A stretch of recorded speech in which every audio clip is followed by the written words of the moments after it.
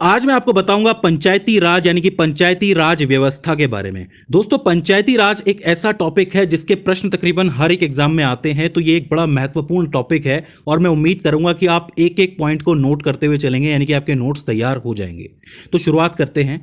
पंचायती राज का अर्थ होता है ग्रामीण स्वशासन व्यवस्था। मतलब यह है कि गांवों की शासन व्यवस्था, यानी कि गांवों की जो स्वशासन व्यवस्था, यहाँ पे स्वशासन वर्ड आया यानी कि सेल्फ गवर्नेंस की व्यवस्था को पंचायती राज कहते हैं। अब देखो, ये बात तो हम जानते हैं कि भारत में ग्रामीण इलाकों में पंचायत व्यवस्था तो कई सैकड़ों हजारों साल से चलती हुई आ रही है, लेकिन ये व्यवस्था शुरू से लोकतांत्रिक थी या नहीं थी, ये बात कहनी थोड़ी सी मुश्किल है। तो ऐसे में पंचायत स्वशासन व्यवस्था का संवैधानीकरण किया गया, यानी कि जमीनी स्तर पर लोकतंत्र का निर्माण करने के लिए इस व्यवस्था को विधानसभाओं द्वारा स्थापित किया गया।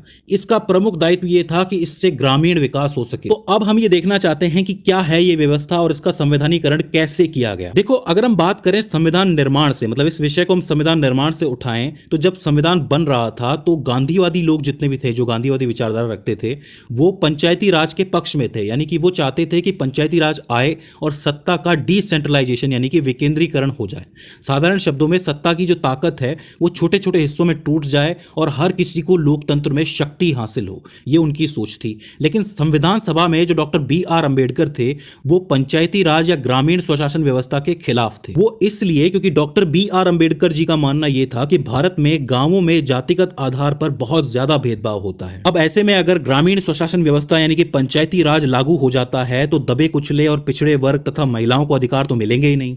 तो उन्हें यह डर था, क्योंकि शायद वो उस समय के गांवों की सच्चाई जानते थे। इसी कारण उन्होंने एक बार कहा था कि जब तक मैं इस बात से संतुष्ट नहीं हो जाता कि प्रत्येक स्वशासी संस्था में ऐसे प्रावधान है जो दलित वर्गों को अपने अधिकारों की रक्षा के लिए प्रतिनिधित्व देते हैं, तब तक मैं इस बिल के पहले हिस्से के लिए सहमति नहीं दे सकता। और उनका यह डर शायद गलत भी नहीं था। तो यही कारण था कि शुरुआती रूप में अनुच्छेद 40 यानी कि आर्टिकल 40 में यह कहा गया कि राज्य अगर चाहे तो अपने नीचे यानी कि अपने नीचे के लेवल पर ऐसी एक व्यवस्था बना सकता है जो ग्रामीण विकास पर ध्यान दे। लेकिन मैं आपको बता दूं कि यह चीज DPSP के तहत आई थी, यानी कि direct principles of state policy, जिसको हम हिंदी में कहते हैं नीति निर्देशक सिद्धांत, राज्य के नीति निर्देशक सिद्धांत।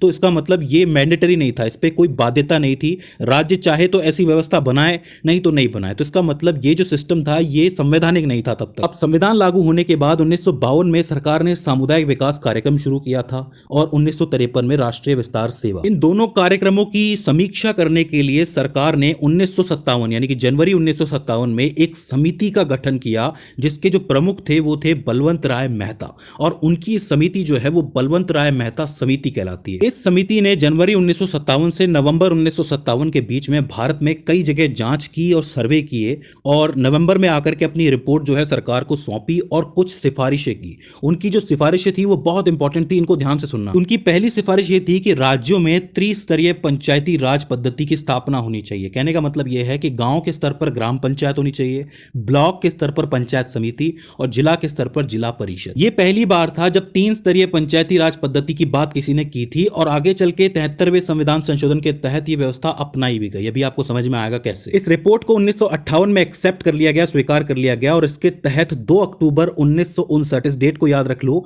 2 अक्टूबर 1959 को राजस्थान के नागौर जिले में पहली बार पंचायती राज व्यवस्था अपनाई गई। भारत में सबसे पहले कहां अपनाई गई पंचायती राज व्यवस्था? राजस्थान के नागौर जिले में। इस बात को आपको याद रखना है। इसी को देखते हुए उसी साल 1959 में ही आंध्र प्रदेश ने भी यह व्यवस्था अपनाई, और ऐसे ऐसे करते हुए आगे चल के कई राज्यों ने यह व्यवस्था अपना ली। लेकिन जैसा कि मैं आपको बता चुका हूं कि यह व्यवस्था DPSP के तहत थी, यानी कि नीति निर्देशक सिद्धांतों या तत्वों के तहत थी। तो इस पे कोई बाध्यता नहीं थी, कोई राज्य रखे कोई ना रखे, कोई ध्यान दे कोई न ध्यान ना दे, तो संवैधानीकरण नहीं हुआ था। तो ये चीज इसके बाद 20 साल के लिए टल गई, यानी कि तकरीबन 18-20 साल तक इस पर कोई खास बात नहीं हुई और गांवों को शायद इस व्यवस्था का उतना फायदा मिला नहीं। इसके बाद दिसंबर 1977 में एक और समिति बनी, जिसको हम कहते हैं अशोक मेहता समिति।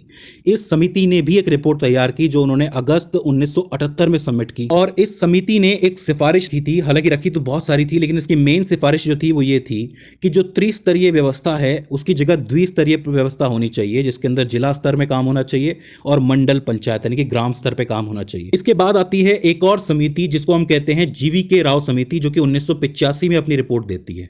यहां पर उन्होंने एक बड़ी इंपॉर्टेंट बात कही थी कि विकास प्रक्रिया सिर्फ दफ्तरशाही बन के रह गई है और जो पंचायती स्तर है वो अलग थलग पड़ गया है।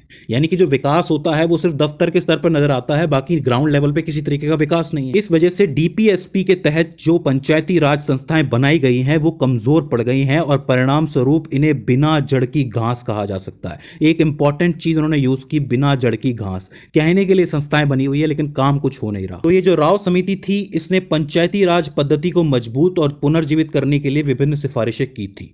इसके बाद आती है सबसे इंपॉर्टेंट समिति, इसको ध्यान से सुनना, ये 1986 की समिति थी। इसको हम कहते हैं एल.एम. सिंघवी समिति। ये सिंघवी समिति के नाम से आपसे पूछी जाएगी। इसकी डेट आपको याद रखनी है 1986, और ये कौन सी सरकार के तहत आई थी?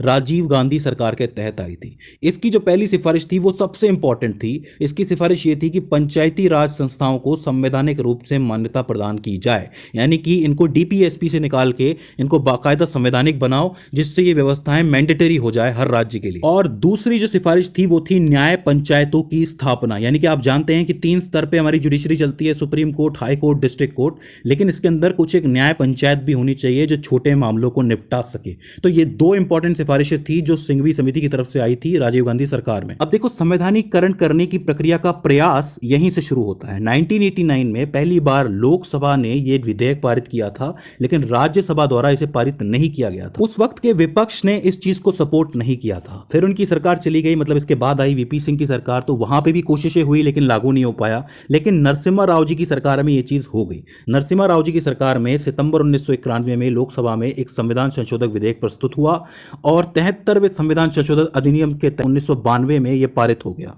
और 24 अप्रैल 1993, इस डेट को याद रख लेना, 24 अप्रैल 1993 में यह प्रभाव में आ गया। इसी वजह से 24 अप्रैल को हम पंचायत दिवस भी मनाते हैं। तो हमने अब तक क्या पढ़ा कि ये जो पंचायती राज व्यवस्था है इसको संवैधानिक करने के लिए एक बहुत लंबा वक्त लगा। शुरुआत में आर्टिकल 40 में इसको डाला गया डीपीएसपी के तहत, लेकिन ये जरूरी नहीं था। लेकिन 1992 में आकर के फाइनली ये जो है संवैधानिक हो गया और 93 के अंदर प्रभाव में भी आ गया।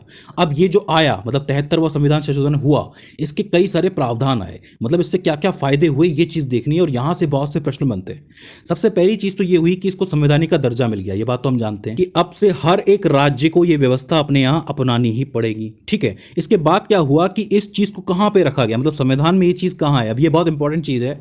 भाग 9 अनुसूची 11 आर्टिकल 243 से लेकर 243O तक। फिर से संविधान का भाग 9 अनुसूची 11 आर्टिकल यानी कि अनुच्छेद 243 में ए से लेके ओ तक। अब इस 11वीं अनुसूची के तहत 29 ऐसे कार्य थे जो इसके अंडर आए थे, यानी कि पंचायती राज के अंदर आए थे, जो उन्हें करने थे। कौन कौन से कार्य थे वो?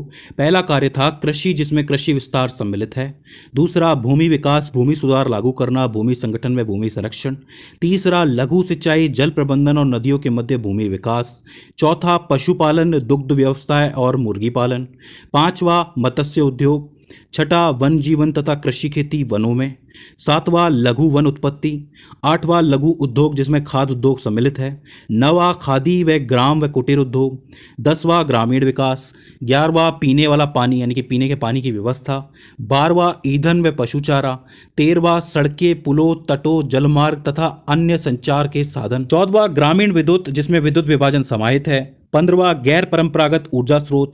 16वां गरीबी उन्मूलन कार्यक्रम। 17वां प्राथमिक व माध्यमिक शिक्षा संबंधी विद्यालय। 18वां यांत्रिक परीक्षण एवं व्यावसायिक शिक्षा।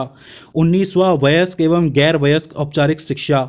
20वां पुस्तकालय। 21वां सांस्कृतिक कार्य। 22वां बाजार में मेले। 23वां स्वास्थ्य एवं स्वास्थ्य संबंधी संस्थाएं जिसमें अस्पताल, प्राथमिक स्वास्थ्य केंद्र तथा दवाखाने शामिल है। और 24वां पारिवारिक समृद्धि। 25वां महिला एवं बाल विकास। 26वां सामाजिक समृद्धि जिसमें विकलांग एवं मानसिक रोगी की समृद्धि निहित है। 27वां कमजोर वर्ग को समृद्धि जिसमें विशेषकर अनुसूचित जाति व अनुसूचित जनजाति का वर्ग शामिल है। और 28वां क्या है? लोक विभाजन पद्धति। और 29वां क्या है? सार्वजनिक संपत्ति की देखरेख। तो मतलब ये 29 कार्य थे जो इस 11वीं अनुसूची के तहत पंचायती राज के जिम्मे आए थे। अब आपको पता है कि कोई सरकार राज्य स्तर पे बनती है या फिर केंद्र स्तर पे बनती है तो वो ऐसे मामले संभालती है, और ये जो मामले हैं, जो कार्य मैंने आपको बताए, ये सारे के सारे गांव के स्तर पे हैं, ठीक है। मतलब ये चीजें फेस करते हैं वहां के लोग, तो ये सारी चीजें पंचायती राज को हल करनी थी। तीसरे प्रावधान में त्रिस्तरीय प्रणाली अपनाई गई। 3 स्तरीय कौन सी? ग्राम है, जिला है और ब्लॉक है, मतलब वैसे ग्राम, ब्लॉक और जिला कहना चाहिए मुझे, तो त्रिस्तरीय प्रणाली ये थी। इसके बाद चौथा प्रावधान जो था वो सीटों के आरक्षण को लेकर था, और ये बड़ा इंपॉर्टेंट है, पूछा जाता है कि महिलाओं को कितना आरक्षण, कितनी सीटें दी गई थी। 1/3 यानी कि 33% सीटें कम से कम महिलाओं के लिए आरक्षित होनी चाहिए, और राज्य अगर चाहे तो इन सीटों को आराम से बढ़ा भी सकता है, इस बात को याद रखना है। मतलब कम से कम 33% तो होनी चाहिए, बाकी राज्य की मर्जी है।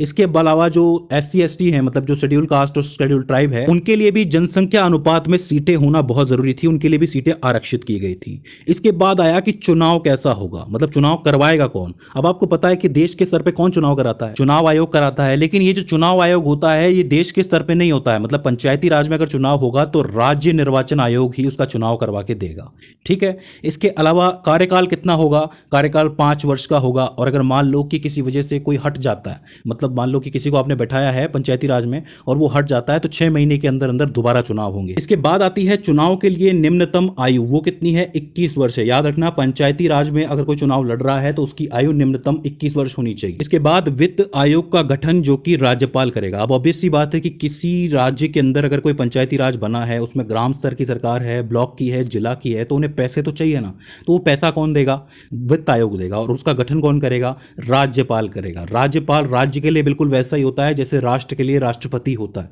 करेक्ट। तो इसका मतलब राज्यपाल बनाएगा वित्त आयोग और वो पैसे देगा। तो ये वो सारे प्रावधान थे जो संवैधानिकरण के बाद पंचायती राज के लिए किए गए। यहाँ पे मैंने आपको उनके कार्य बताए, उनका आरक्षण बताया, सारी चीजें बताई। उससे पहले मैंने आपको बताया कि किस तरीके से समितियों की वजह से संवैधानिकरण आया।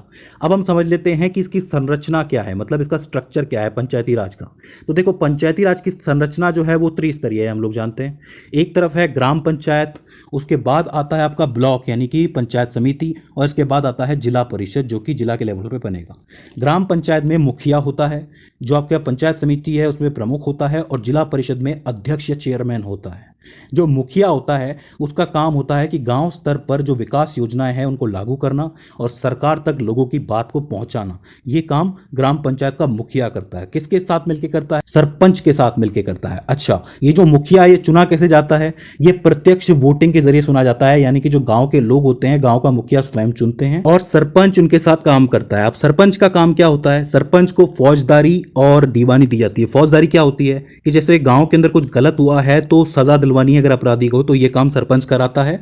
और साथ में दीवानी वो होती है जहां पर सिर्फ जुर्माना लगता है सजा के लिए, तो उसको हम दीवानी कहते हैं। तो ये दोनों काम सरपंच करता है अपने अपने पंचों की मदद से। पंच कौन होते हैं, वार्ड मेंबर्स होते हैं। अगर आपने पंचायत सीरीज देखी होगी तो वहां वार्ड मेंबर्स को लेके आती हैं प्रधान जी, तो वो जो वार्ड मेंबर्स हैं वो एक्चुअली कौन है, पंच है। उनके साथ मिलकर सरपंच काम करता है। पंचायत समिति का जो प्रमुख होता है उसका चुनाव अप्रत्यक्ष होता है, यानी कि जितने भी आपके मुखिया होते हैं वो सारे मिलकर इसको चुनते हैं अप्रत्यक्ष रूप से। आपको याद होगा जब मैंने आपको राष्ट्रपति का चुनाव बताया था तो वहां पर भी प्रतिनिधि चुनते हैं राष्ट्रपति, तो यहां पे भी जो प्रमुख है वो जनप्रतिनिधि ही चुनते हैं। अच्छा, इसका कार्य क्या होता है, ग्राम पंचायत के वार्षिक योजनाओं को परखना, मतलब वार्षिक योजनाओं में उन्होंने क्या क्या किया है वो सारी चीजें परखना और फिर वापस जाके जिला परिषद के सामने ये चीज पेश करना। और इसके बाद आता है आखिरी चरण यानी कि जिला परिषद। जिला परिषद में बैठता है अध्यक्ष यानी कि चेयरमैन। उसका काम होता है ओवरऑल काम जो हुआ है गांवों के स्तर पे उसकी जांच करना और उसमें समन्वय बैठाना, इन दोनों के बीच में समन्वय बैठाना। ये काम कौन करता है,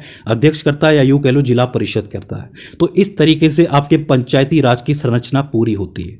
दोस्तों, मैंने पंचायती राज में जितने पॉइंट्स हो सके हैं उतने पॉइंट्स बताए हैं। नॉर्मली तो मैं नहीं समझता कि इसमें से कोई भी प्रश्न ऐसा है जो छूटेगा।